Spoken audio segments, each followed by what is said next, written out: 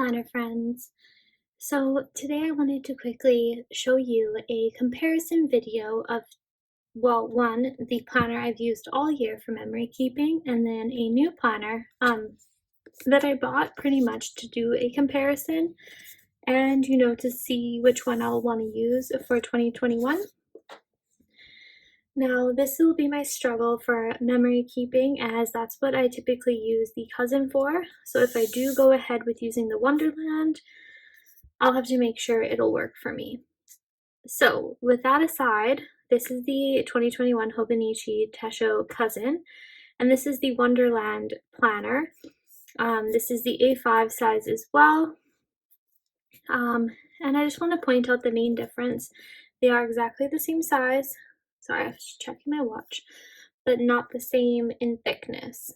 And there is one main reason for that, one being the Cousin has a daily for every single day in it, and it is dated, whereas the Wonderland in the back has undated daily pages.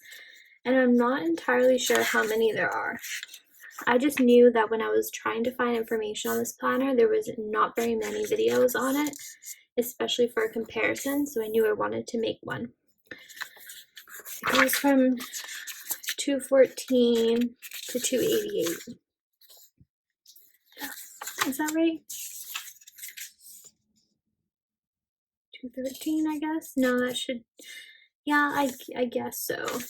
Yeah, so there's definitely not a page per day in the Wonderland, but the reason why that drew me in, I kind of figured that much, because sorry, I don't, for memory keeping, if you guys see my previous video on what I've done in my Hobonichi Cousin so far, not my previous, but I did do a flip through at some point this year, I typically use the daily pages for larger memory keeping, like such as photos of my son, things we do, some family items, things like that, whereas the weekly is a memory back planner. This I don't actually write, or I don't put pictures in it. This is where I have fun with stickers and I back plan what happened that day. If you check out my Instagram page, Plannermonkeyco, you will see an example of my latest spread in my current Hobonichi Cousin. I don't have it upstairs with me, it's actually downstairs right now, or else I would totally show you guys. But I don't do the memory journaling every single day. So that is why I found this super thick to carry around. Mine is now like this thick. This is why I was drawn to this planner. I've also tried the Passion Planner this year in A5 size, and it wasn't a good fit for me. I can show that in a little bit. Oh, I'm out of breath. So the first differences, I just want to go through both books.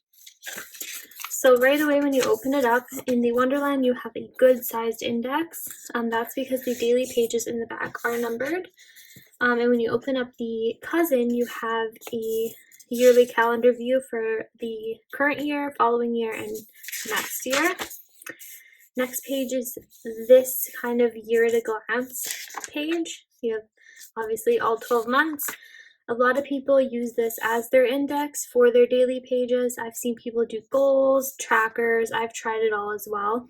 This is where I currently index my daily pages if there's a specific memory or a little like note that I want to maybe refer back to.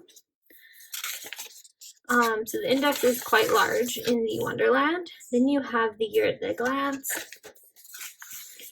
And then you have kind of like the same thing, except it is a different layout. So it'd be interesting to know what I would use this for in terms of, because there is a big index in terms of memory keeping.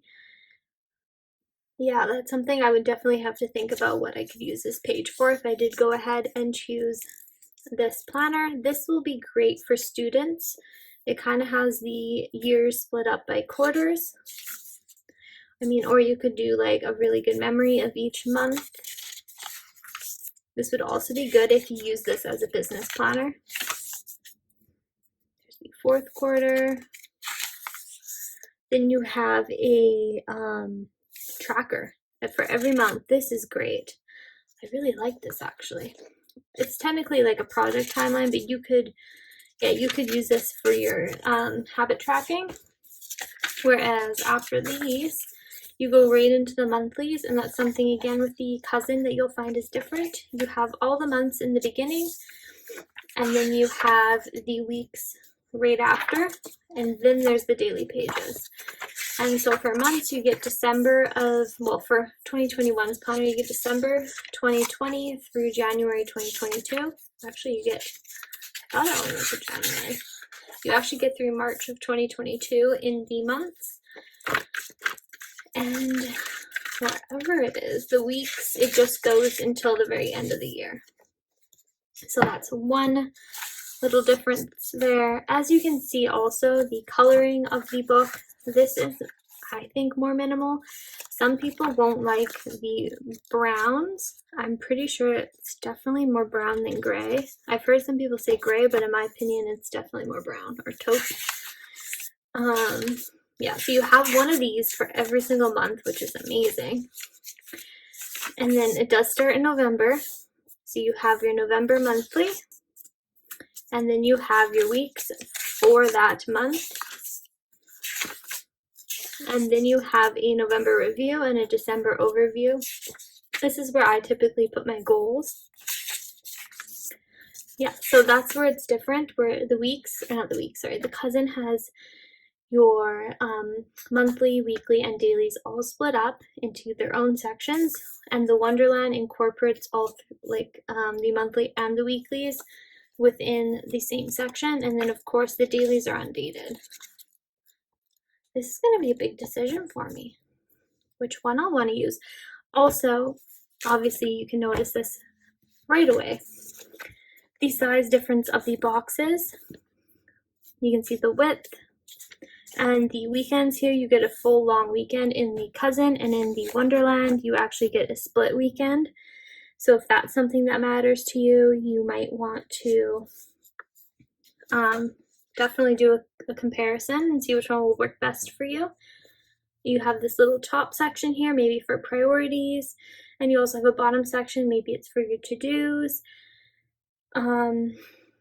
Yeah, this is going to be interesting.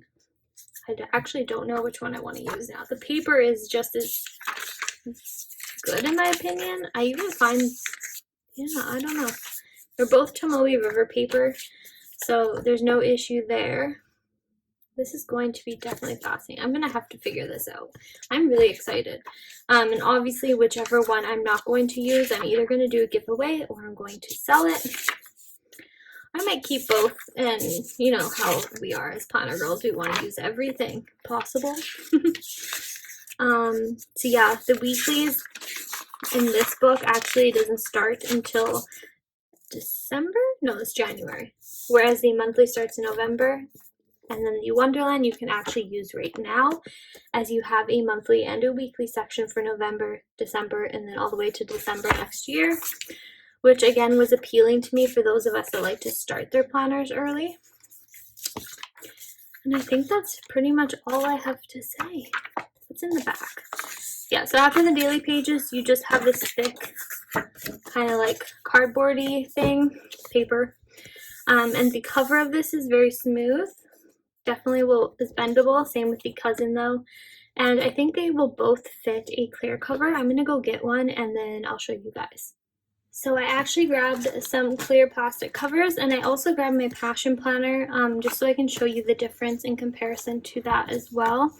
You can see how big the Passion Planner is.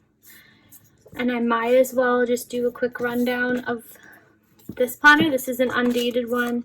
It has reflection pages. There's just too much going on for me for this planner.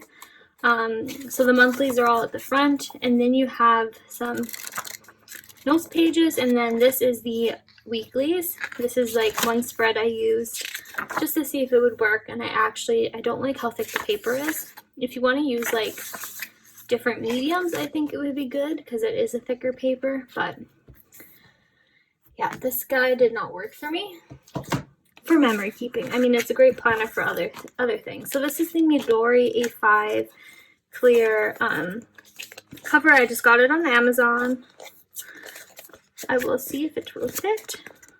This is hard to do on camera. And also the material of this cover already is kind of hard to get it in. Side.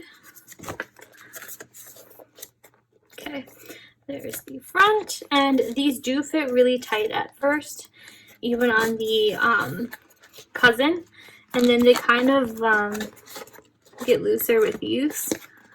Oh, see, I just ripped it. They also are not very durable, these covers, just FYI. Yeah, so this cover actually fits the Wonderland planner perfectly. There's no stretch to it, whereas I'm not even going to bother taking it off, putting it on. You can tell why it would be a little bit stretched at first because of the thickness difference.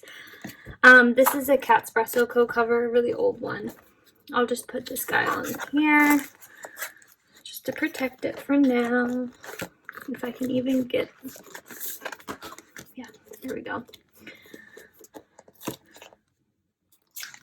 I definitely would recommend the Midori A5 covers for the Wonderland. It's a much better fit than for the Hobonichi Cousin.